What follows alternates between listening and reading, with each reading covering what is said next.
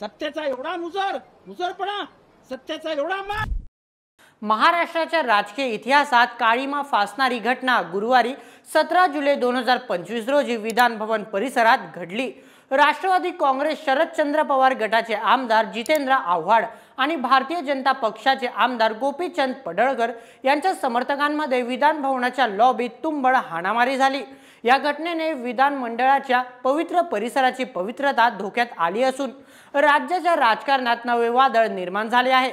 या प्रकरणाने सुरक्षा व्यवस्थेवर प्रश्नचिन्ह निर्माण केले असून मुख्यमंत्री देवेंद्र फडणवीस आणि माजी मुख्यमंत्री उद्धव ठाकरे यांच्यासह अनेक नेत्यांनी तीव्र प्रतिक्रिया व्यक्त केल्या आहेत। काय आहे हे प्रकरण, चला सविस्तर जाणून घेऊया आजच्या व्हिडिओमध्ये। नमस्कार, मी नील सोनार, तुम्ही पाहत आहात बोले मॅच। जितेंद्र आव्हाड आणि गोपीचंद पडळकर यांच्यातील वैर गेल्या काही काळापासून वाढत आहे। या वादाला सुरुवात झाली ती गेल्या आठवड्यात, जेव्हा आव्हाड यांनी विधान भवन परिसरात पडळकर यांच्याकडे बोट दाखवत मंगळसूत्र चोर अशी घोषणाबाजी केली होती। या टीकेने पडळकर संतप्त झाले होते आणि त्यांनीही आव्हाड यांच्यावर पलटवार केला होता। मी येत असताना मला कोणी अर्बन नक्सल, मुसलमानांचा एक्स असं कोणी बोलत असत ते मी सहन केलं नाही। त्यामुळे मी उफाळून मंगळसूत्र चोर ओरडलो आणि मी ओरडलो, तुम्हाला एवढा करा आला कोण आहे मंगळसूत्र चोर महाराष्ट्रात? कशाला तुम्ही अंगावर ओढवून घेताय? आणि गाड्या अंगावर घाल, मारून टाका आम्हाला, गाड्या अंगावर घालू नका, पिस्तूल आणा, विधानसभेच्या बाहेर येतो, गोळ्या घाला। पडळकर हे शरदचंद्र पवार गटाचे आणि सुप्रिया सुळे यांचे कट्टर टीकाकारी म्हणून ओळखले जातात, ज्यामुळे राष्ट्रवादी काँग्रेस शरदचंद्र पवार गट आणि भाजप यांच्यातील तणाव वाढला आहे। या वादाला तीव्र वळण मिळाले 16 जुलै 2025 रोजी, जेव्हा विधान भवनाच्या प्रवेशद्वारावर आव्हाड आणि पडळकर यांच्यात शाब्दिक चकमक झाली। आव्हाड यांनी आरोप केला की पडळकर यांनी आपल्या गाडीचा दरवाजा जाणीवपूर्वक जोरात बंद केला, ज्यामुळे तो त्यांना लागला। हा अपघात नव्हता तर जाणीवपूर्वक कृत्य होता असा आव्हाड यांचा दावा होता। जितेंद्र आव्हाड यांनी एक व्हिडिओ शेअर करत सांगितले की वयात दिसत आहे की गोपीचंद पडळकर यांनीच कार्यकर्त्यांना हल्ला करायला सांगितले। या घटनेचा व्हिडिओ सोशल मीडियावर व्हायरल झाला आणि दोन्ही नेत्यांमध्ये तीव्र शाब्दिक बाचाबाची झाली। पडळकर यांनी या आरोपावर कोणतीही प्रतिक्रिया दिली नाही, परंतु त्यांच्या समर्थकांमध्ये संताप वाढला आहे। 17 जुलै 2025 रोजी विधान भवनाच्या लॉबीत दोन्ही नेत्यांचे समर्थक एकमेकांवर तुटून पडले। या हाणामारीत आव्हाड यांचे कार्यकर्ते नितीन देशमुख यांना पडळकर यांचा समर्थक ऋषिकेश टकले याने मारहाण केली। देशमुख यांचे कपडे फाटले आणि त्यांना शिवीगाळ झाली। या घटनेचा व्हिडिओ सोशल मीडियावर व्हायरल झाला आहे, ज्यामध्ये टकले यांनी देशमुख यांना मारहाण केल्याचे स्पष्ट दिसते।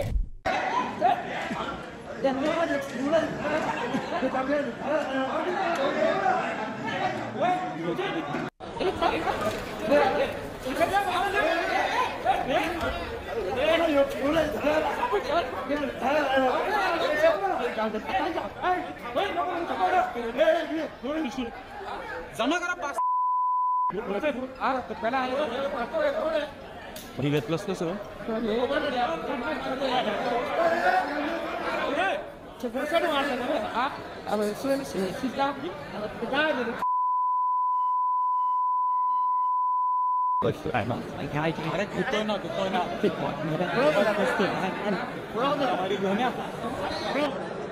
आव्हाड यांनी दावा केला की टकले हा पडळकर यांचा जवळचा समर्थक असून त्याच्यावर यापूर्वी मकोका अंतर्गत गुन्हा दाखल आहे। हा सुनियोजित हल्ला होता, मला लक्ष्य करण्याचा प्रयत्न झाला पण मी तिथे नसल्याने माझ्या कार्यकर्त्याला मारहाण झाली असे आव्हाड यांनी सांगितले। या हाणामारी दरम्यान विधान भवनाच्या सुरक्षा रक्षकांनी मध्यस्थी करून परिस्थिती नियंत्रणात आणली। पोलिसांनी देशमुख आणि टकले यांना ताब्यात घेतले, परंतु आव्हाड यांनी पोलिसांवर पक्षपाताचा आरोप केला। माझ्या कार्यकर्त्याला मारहाण करणारे पडळकरांचे गुंड पळाले, पण पोलिसांनी मार खाणाऱ्या नितीन देशमुखालाच ताब्यात घेतले असा आव्हाड यांचा दावा होता।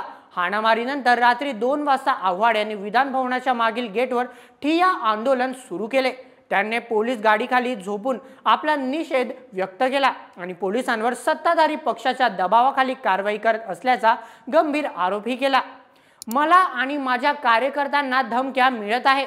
जर विधान भवनात आमदार सुरक्षित नसतील तर आमदारकीचा अर्थ काय, असे आव्हाड यांनी एक्स वर पोस्ट केले. हल्ला कोणी केला? पडळकरांचा.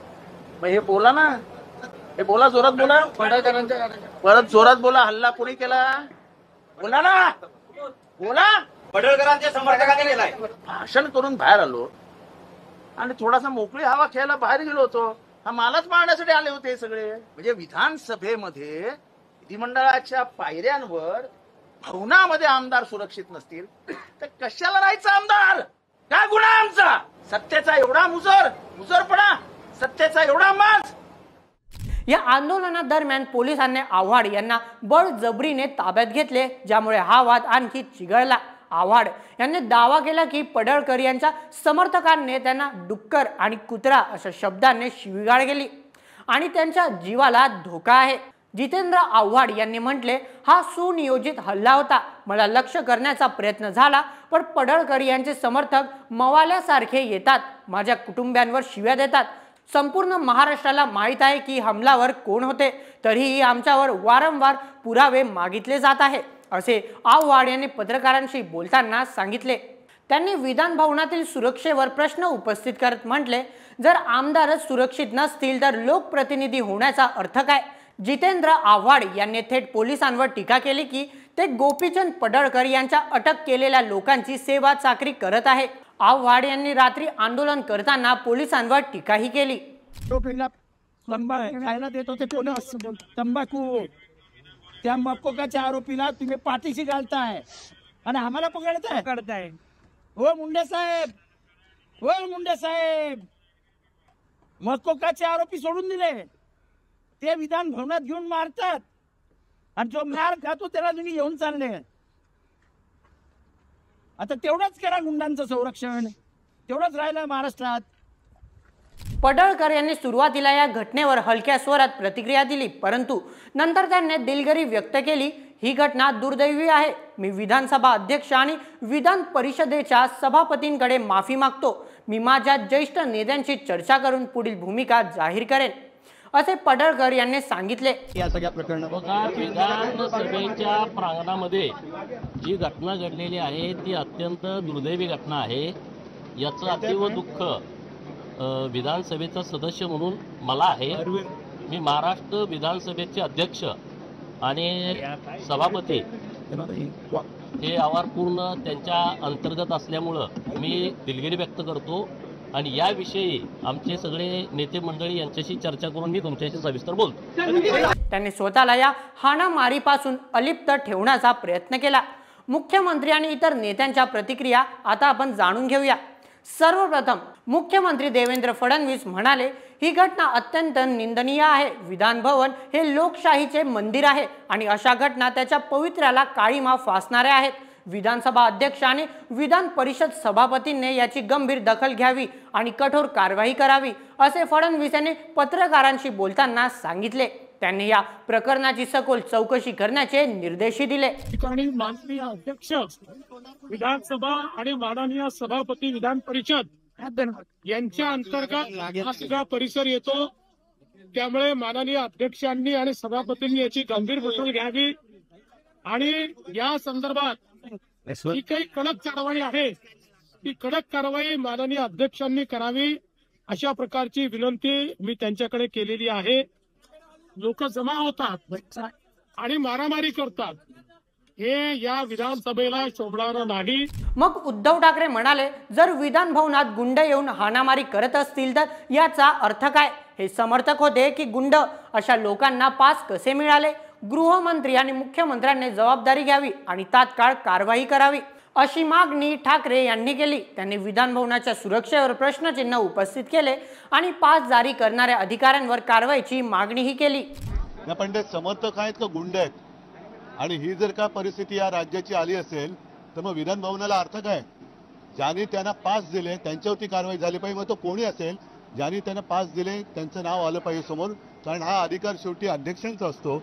अध्यक्षांची पण दिशाभूल केली गेली का हा पण विषय आहे. मात्र अशी मारामारी आणि आमदारांना धक्काबुक्की, ही गुंडागर्दी आता विधान भवनापर्यंत पोहोचली असेल तर मग हे फार अवघड आहे. ताबडतोबीने गृहमंत्र्यांनी आणि मुख्यमंत्र्यांनी सगळे विषय सोडून या गुंडांवरती आणि त्या गुंडांच्या पोशिंद्यांवरती कडक कारवाई केलीच पाहिजे. तरच तुम्ही या राज्याचे पालक मुख्यमंत्री म्हणून जनतेला तोंड दाखवायच्या पात्रतेचे आहात असंच मी म्हणेन. मग विधानसभा अध्यक्ष राहुल नार्वेकर म्हणाले, ही गंभीर घटना आहे, मी याबाबत तपशीलवार अहवाल मागवला आहे आणि योग्य ती कारवाई केली जाईल असे नार्वेकर यांनी सांगितले. पाटील यांनी नितीन देशमुख यांची भेट घेऊन त्यांच्याशी चर्चा केली आणि या हाणामारीची तीव्र निषेध केला.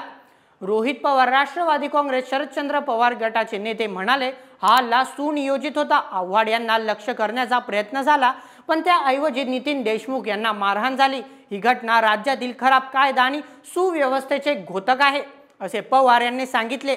नाना पटोलेही म्हणाले, ही घटना अत्यंत अनुचित आहे. विधानसभा अध्यक्षांनी दिलेल्या कारवाईची आश्वासनावर आमचा विश्वास आहे असे पटोले यांनी म्हटले. मग चंद्रशेखर बावनकुळेही म्हणाले, ही घटना विधान भवनाच्या प्रतिष्ठेला शोभणारी नाही. मी दोन्ही नेत्यांशी बोललो आहे आणि त्यांनी दिलगिरी व्यक्त केली आहे. अशा घटना पुन्हा घडू नयेत असे बावनकुळे यांनी सांगितले. मी माननीय जितेंद्र आव्हाडजीशी या ठिकाणी चर्चा केली. गोपीचंद पडळकरजींनी दिलगिरी व्यक्त केली आणि मला असं वाटतं की विधानमंडळाचं जे पवित्र सभागृह आहे, या पवित्र सभागृहाच्या प्रिमायसेसमध्ये असा राडा होणे, विधिमंडळाचं पावित्र्य त्या ठिकाणी न राखणे हे काही आपल्याला शोभणारं नाही आहे. कुणीही अशी घटना यानंतर विधिमंडळ परिसरात होणार नाही याची काळजी सर्वांनी घेतली पाहिजे. याकरता आम्ही पुढाकार घेतलेला आहे. परब यांनी विधान परिषदेत हा मुद्दा उपस्थित करून तात्काळ कारवाईची मागणी केली. या घटनेने विधान भवनाच्या सुरक्षेवर गंभीर प्रश्न उपस्थित झाले आहे. अशा गुंडांना प्रवेश कसा मिळाला, पास कोणी जारी केले, असा थेट सवाल उद्धव ठाकरे यांनी उपस्थित केला आहे. गेल्या 15 दिवसात मंत्रालयात ही अशीच हाणामारीची घटना घडली होती, ज्यामुळे सुरक्षा व्यवस्थेची कमतरता पुन्हा एकदा समोर आली आहे. पोलिसांनी नितीन देशमुख आणि ऋषिकेश टकले यांना ताब्यात घेतले आहे. विधानसभा अध्यक्ष राहुल नार्वेकर यांनी या प्रकरणाची सखोल चौकशी करण्याचे आदेशही दिले आहेत. प्रत्येक आमदाराच्या सुरक्षेची जबाबदारी माझी आहे. याबाबत तपशीलवार अहवाल सादर केला जाईल असे नार्वेकर यांनी सांगितले. हा वाद केवळ 2 आमदारांमधील वैयक्तिक संघर्षापुरता मर्यादित नसून यामुळे महायुती आणि महाविकास आघाडी यांच्यातील राजकीय तणाव वाढण्याची शक्यता आहे. विधानसभा निवडणुकीच्या पार्श्वभूमीवर अशा घटना राजकीय ध्रुवीकरणाला चालना देऊ शकतात. महाराष्ट्राच्या विधान भवनात घडलेली ही घटना लोकशाहीच्या मूल्यांना छेद देणारी आहे. राजकीय नेत्यांमधील वैर्य, समर्थकांमधील हिंसा आणि सुरक्षा व्यवस्थेतील त्रुटी यामुळे विधानमंडळाच्या पवित्र परिसराची प्रतिष्ठा धोक्यात आली आहे. आव्हाड आणि पडळकर यांच्यातील हा वाद आता राजकीय रंग घेत असून येत्या काळात याचे पडसाद महाराष्ट्राच्या राजकारणात उमटण्याची शक्यता आहे. विधानसभा अध्यक्षांच्या चौकशीतून आणि त्यानंतरच्या कारवाईतून या प्रकरणाला कोणती दिशा मिळते हे पाहणे महत्त्वाचे ठरेल. बाकी तुमचे काय मत या पूर्ण प्रकरणावर, तुमचे मत आम्हाला कमेंटमध्ये सांगायला विसरू नका आणि अशाच व्हिडिओसाठी सबस्क्राईब करा बोल एमएच या आपल्या यूट्यूब चॅनलला. धन्यवाद.